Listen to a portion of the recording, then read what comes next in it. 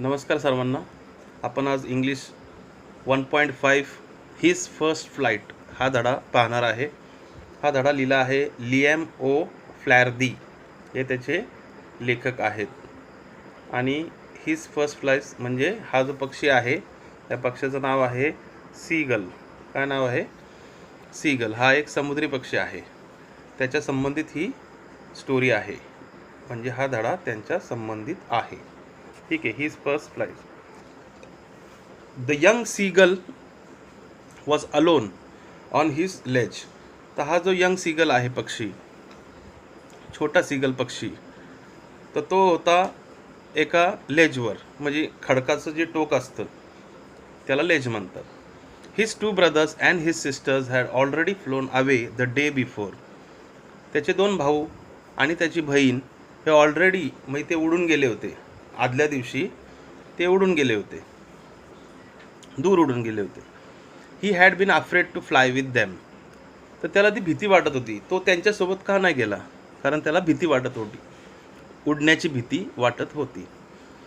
Somehow when he had taken a little run forward to the brink of the ledge and attempted to flap his wings he became afraid. असं नाही की त्यांनी प्रयत्न केला नाही, त्यांनी प्रयत्न केला थोडंसं. त्यांनी लिटिल रन म्हणजे त्यांनी थोडंसं प्रयत्न केलेला आहे. तो खडकाचा जे टोक आहेत, म्हणजे ब्रिंक शब्द वापरला आहे, त्या खडकाच्या टोकापर्यंत पुढे पळत पळत जाऊन त्यांनी पंख देखील फडफडवण्याचा त्यांनी प्रयत्न केला. परंतु प्रॉब्लेम असा आला की ही बिकेम अफ्रेड, परंतु तो खूप घाबरला होता. ठीक आहे.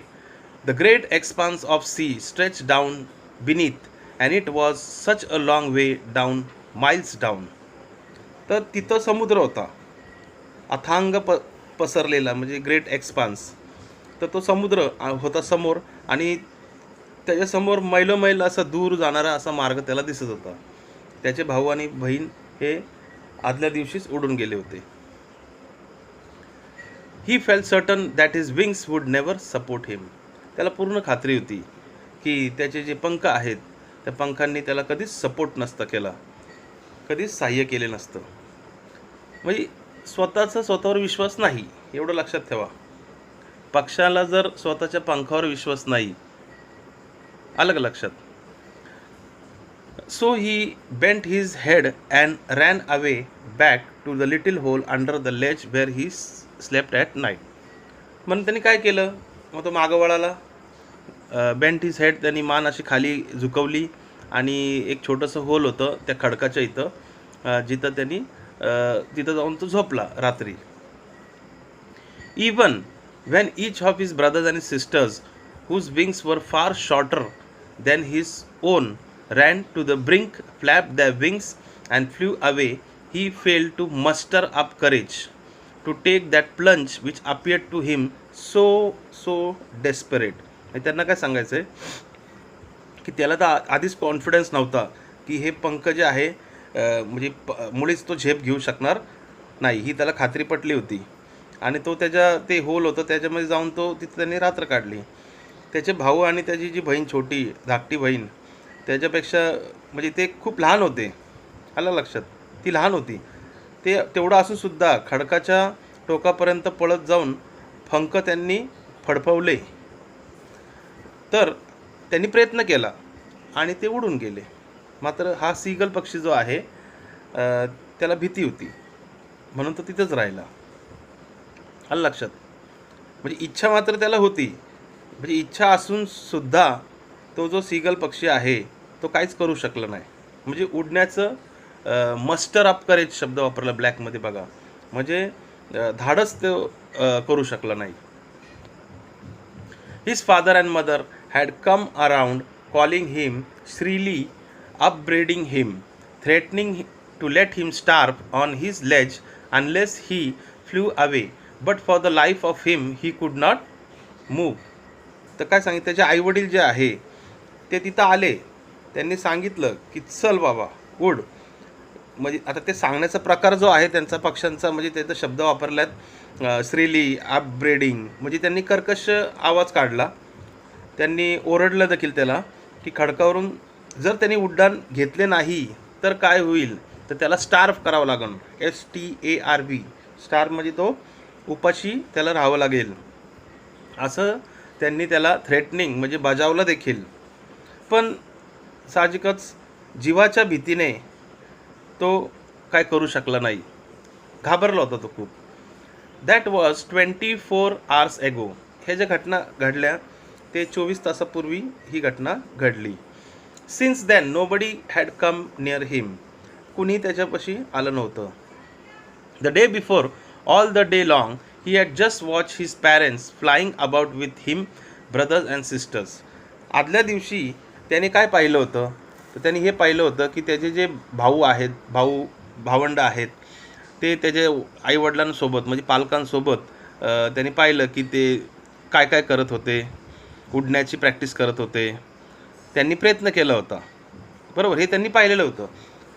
Flying about with his brother and sisters, perfecting them the art of flight, teaching them how to skim the waves and how to dive for fish. हे बघा, तेच सांगितलं त्यांनी की त्यांनी हे पाहिलं होतं आदल्या दिवशी त्याच्या पालकांसोबत की त्याचे जे भाऊ बहीण आहेत त्यांनी उडण्याची कला जी आहे ते कसे अवगत करत होते, म्हणजे कशी प्रॅक्टिस करत होते. अजून काय सांगितलं, लाटांवरून जे विहरण्याची कला म्हणजे स्किम द वेव्स असं लिहिलेलं आहे. आणि मासा कसा पकडायचा, डाईव्ह मारून मासा कसा पकडायचा ते देखील, मग ती प्रॅक्टिस चालू होती आदल्या दिवशी. त्याचे पालक जे आहेत, आईवडील जे आहेत, ते त्यांना शिकवत होते आणि ते देखील प्रयत्न करत होते.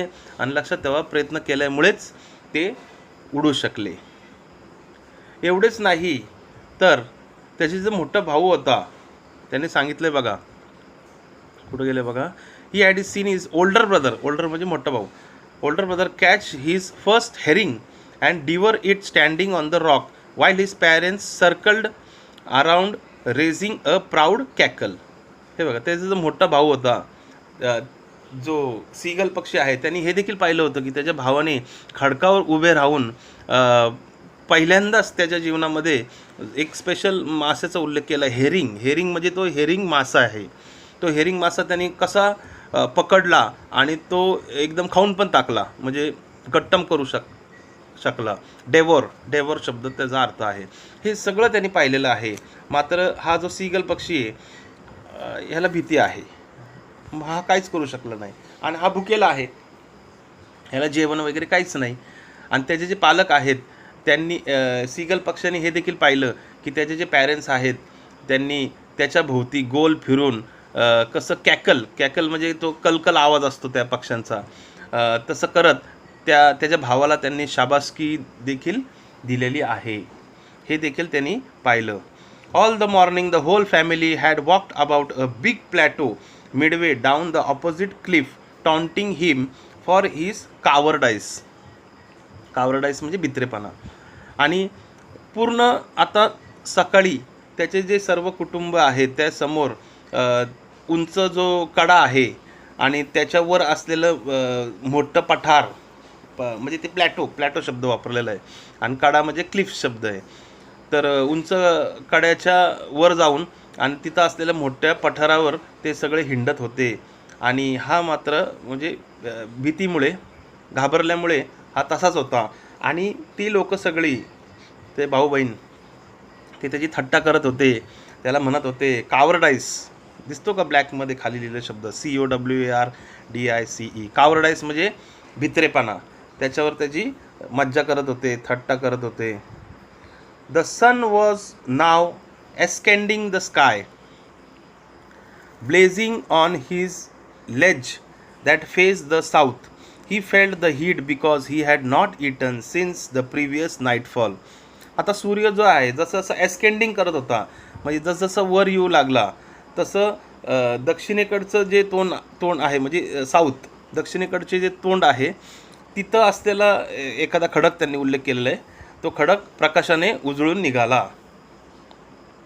ठीक आहे, लेज म्हणजे खडक, लक्षात ठेवा. त्याला ती उष्णता जास्तच जाणवू लागली.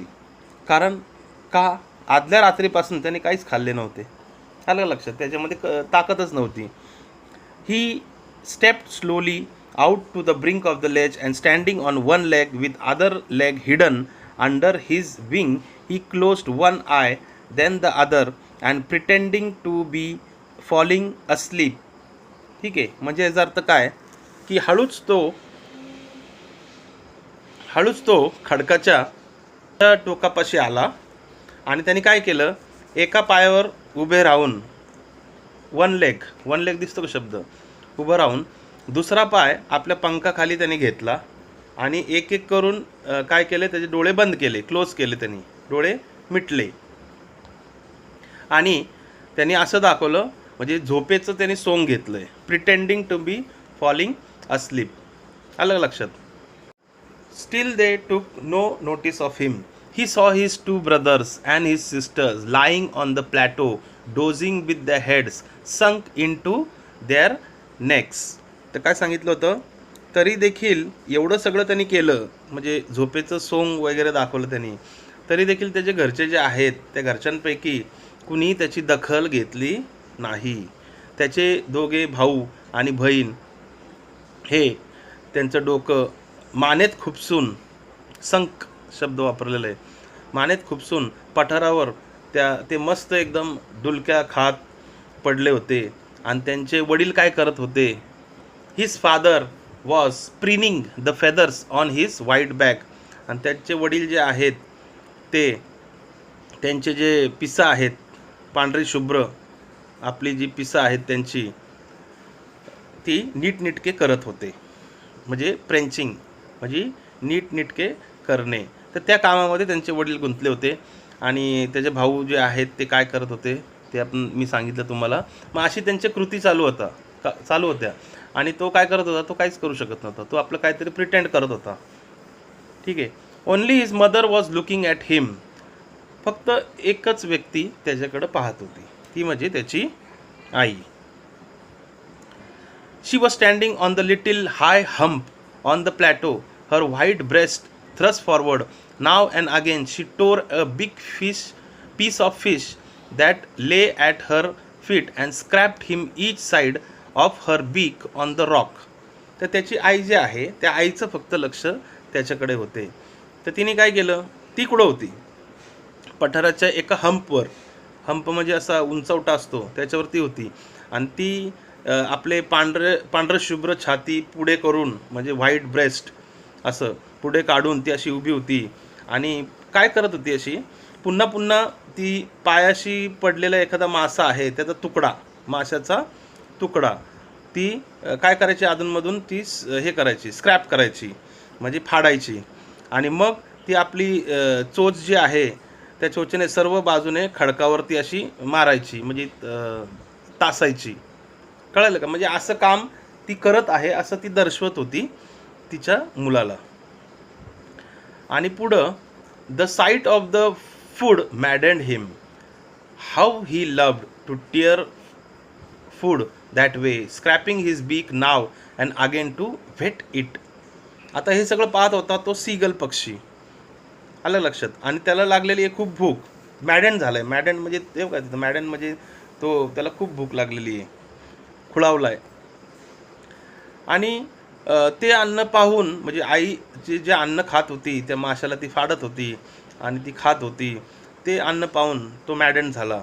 अशा प्रकारे अन्न फाडून चोच पुन्हा घासून धारदार करणे, कळलं का, त्याला हे खूप आवडायचं. कळलं का. आधीच त्याला भूक लागलेली आहे आणि ह्या गोष्टी त्याला आवडत होत्या. पुढं, गा गा गा, he cried begging to her, bring him some food. गाव कोल आह, she screamed back diversively. मग त्यांची भाषा आहे ती, त्या भाषेमध्ये तो म्हणला गा गा गा. त्याने त्याच्या आईसाठी, आईकडे अन्नासाठी विनवणी केली. गा गा गा म्हणजे मला जेवण आणून दे. मग तिने देखील उत्तर दिलंय, गाव कॉल आव. तिने ते डायव्हर्सिव्हली म्हणजे उपासाने ओरडली ती. But he kept calling plaintively and after a minute or so he uttered a joyful scream. आणि तो देखील परत ते विनवू करू लागला त्याच्या मम्मीला, त्याच्या आईला, की मला अन्न आणून दे इकडे. आणि एका मिनटाभरातच त्यांनी जोरात लाऊड स्क्रीम म्हणजे चित्कार केला, joyful scream. Okay. His mother had picked up a piece of fish and was flying across him with it. तो खुश का झाला थोडा, कारण माशाचा तुकडा घेऊन आई त्याच्याकडे यायला निघाली होती. Across to him with it. He leaned out eagerly, tapping his rock with his feet, trying to get nearer to her as she flew across. तर आई त्याच्याकडे यायला निघाली होती. तर तो काय करत होता, खडकावर पाऊल आपटत होता, म्हणजे आतुरतेने वाट बघत होता तो अन्नाची, आणि आतुरतेने तो वाट बघत होता. त्यासाठी तो पुढे थोडा झुकला होता आणि तिच्या अधिक जवळ जाण्याचा प्रयत्न तो करू लागला. आता तो खडकावर होता, खडकाच्या एका टोकावर, आणि पुढं तुम्हाला लक्षात येते का, पुढं सगळा समुद्र आहे, आलं लक्षात. आणि तो जवळजवळ जाण्याचा प्रयत्न करत होता त्याच्या आईकडे. पुढे near she flew across, but when she was just opposite to him she halted, her wings motionless, the piece of fish on her beak almost within reach of his beak. म्हणजे त्याच्या आवाक्यातच ते अन्न होतं. तो पुढं झुकला होता, प्रयत्न करत होता. तिच्या चोचीतला माशाचा जो तुकडा आहे त्याच्या चोचीच्या अगदी निकट, म्हणजे जवळच होता. म्हणजे असं असताना हे बघा, अन्न जवळ आहे, भूक लागलेली आहे. आपला विचार करा ना, आपण त्या जागेवर असू तर आपण एक दिवस जेवलो नाही आणि आपल्या आवडीचा काय पदार्थ असेल तो घरच्यांनी आणलेला आहे, ताट तुमच्या समोर आहे, पण काय कारणामुळे तुम्ही खाऊ शकत नाही, किंवा काय कारणं वेगळे असू शकतात. मग तसं काहीतरी असावं. तर ती बघा, ती अन्न घेऊन आली, त्याच्या आवाक्यात आहे, ती तशीच थांबली. तिने मोशनलेस, म्हणजे तिचे पंखही तिने स्तब्ध झाले, तिचे मोशनलेस झाले. ती जवळ काय येत नाही ह्याचं आश्चर्य त्याला वाटलं.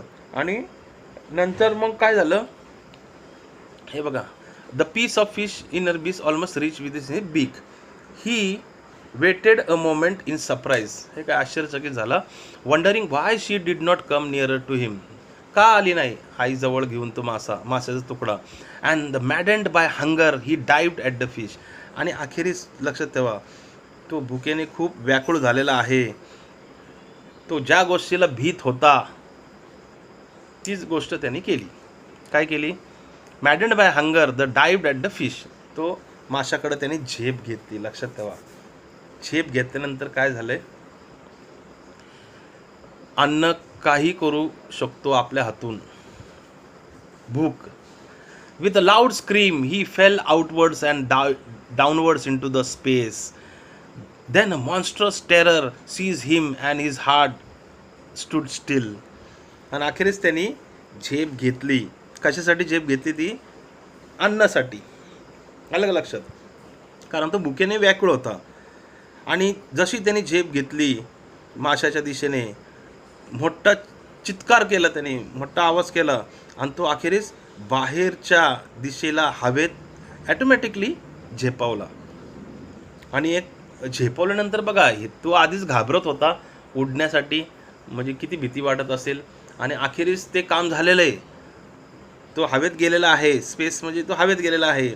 आणि तिथं मग आता बघा, सुरुवातीला कुठलीही गोष्ट जी भीतीदायक असते आणि आपण ती केली तर त्याची आपल्याला भीती वाटतेच, आणि त्यामधले जे काय सामना आपण केला त्याचा, नंतर ते आपण वारंवार करतो.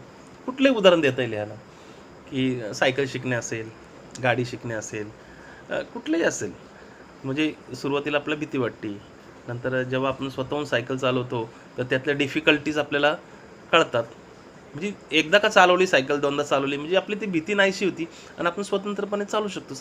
सायकल असेल, गाडी असेल, काही असू शकतात गोष्टी. अलग लक्षात. तर ॲक्च्युली त्याला भूक लागलेली म्हणून हे सगळं झालेलं आहे. तर आणि तो हवेत झेपावला आणि एक प्रचंड भीती, म्हणजे मॉन्स्ट्रस टेरर, त्यामुळं त्याची छाती धडधडू लागली, म्हणजे हृदयाचा ठोका चुकवला. दिसतंय का तुम्हाला हार्ट शब्द बघा, एक हार्ट स्टूड स्टील.